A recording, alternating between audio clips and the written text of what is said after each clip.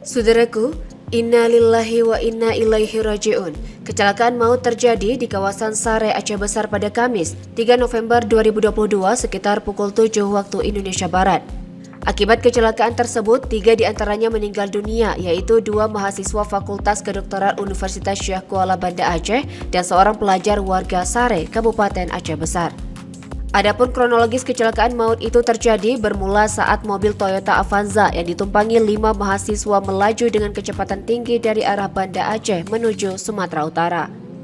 Mobil tersebut kemudian menabrak sepeda motor Supra X dan Suzuki Satria F yang dikendarai pelajar dari arah berlawanan.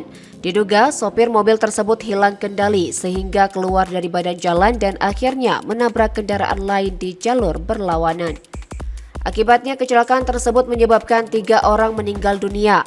Mereka yang meninggal dunia adalah Anissa berusia 20 tahun yang merupakan mahasiswa Fakultas Kedokteran Universitas Syekh Kuala asal Jakarta. Selanjutnya, Rafif Irfan Maulana, 20 tahun, mahasiswa Fakultas Kedokteran USK asal Padang, Sumatera Barat. Dan seorang lainnya yaitu merupakan pelajar inisial I berusia 14 tahun warga Sare, Aceh Besar. Dalam hal ini, rombongan mahasiswa Fakultas Kedokteran USK ini diketahui hendak mengikuti kegiatan bakti sosial.